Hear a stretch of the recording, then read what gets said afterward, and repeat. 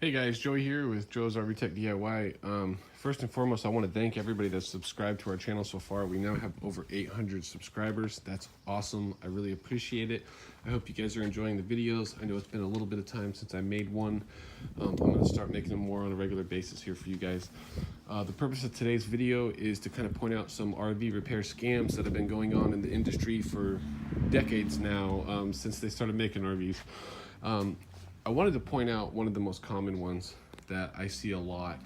So here in front of me, I have two SW6. One's a SW6D and one's a SW6DE Suburban water heater. Now these are used, they're junk as far as the tanks go. Both of these units had a hole in the tank and were leaking water.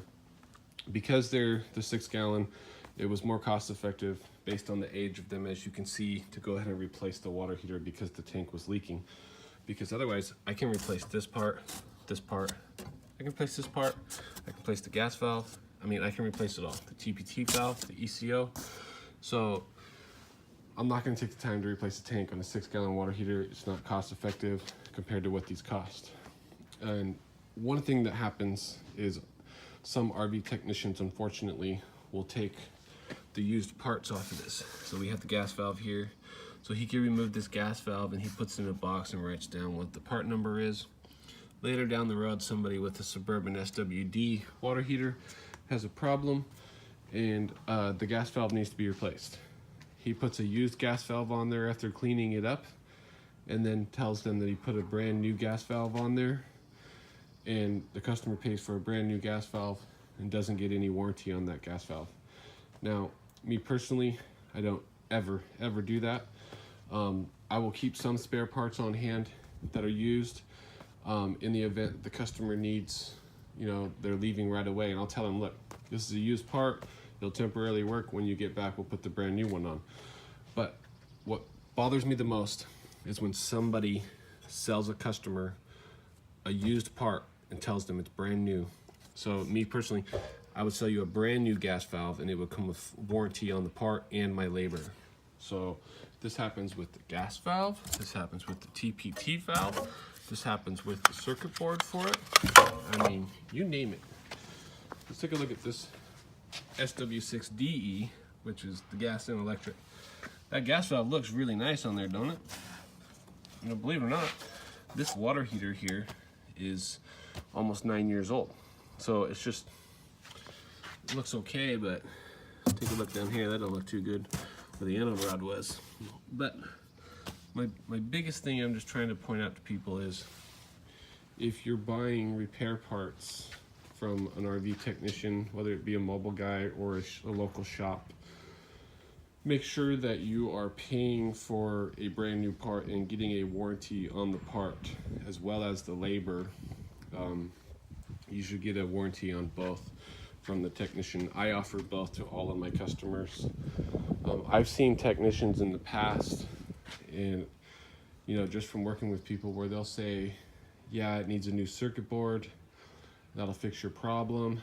They're underneath there and they're replacing the fuse only, and they charge you $100+ for the circuit board, depending on the model, what it would cost.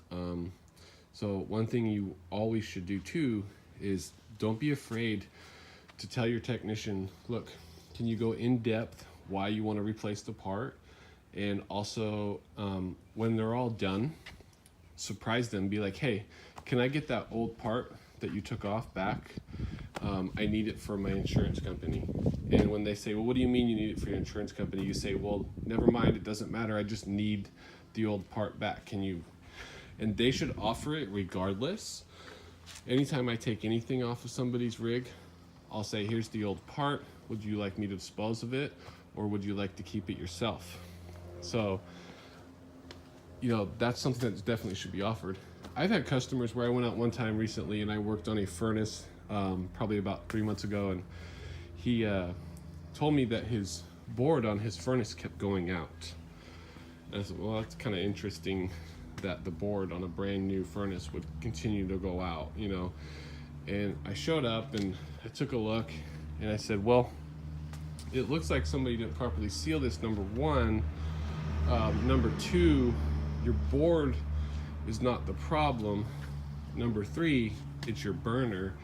And he had a technician out. This rig was only about 6 months old, I'm not kidding. And I've only seen this one other time, but his burner had a hole in it actually. So I removed the burner, took a look at it, and the burner had a hole in it. 6 months old.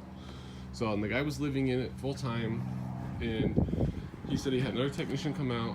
He replaced the circuit board, and it worked for like 30 minutes and then stopped working until the guy left. I said, do you still have that old circuit board? He goes, yeah, I made him give it to me. I tested it right in front of him. There was nothing wrong with it.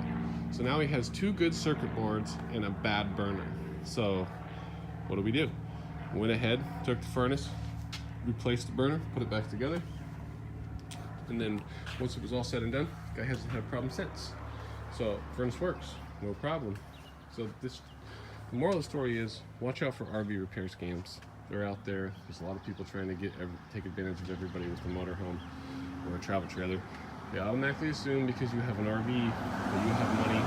I don't care if you have a 6-figure motorhome or a 7-figure motorhome or a $5,000 motorhome. I'm going to treat you the same. You're going to get the same level of service. You're going to get the same level of respect as each individual customer that I meet, regardless of their net worth. So it's just something to watch out for. One thing that's nice about hiring a mobile RV repair technician that knows what he's doing is A, you don't have to take the RV to the shop. B, you get to see the work that's being done and you know how long it took. So these are all things just to keep in mind, you guys. If you have questions on what something should cost, by all means, comment below. I'd love to answer it for you. And until next time, if you haven't subscribed, please do so. We're still trying to get to 1,000 subscribers. And I want to thank each and every one of you that has subscribed so far. And until next time, safe travels.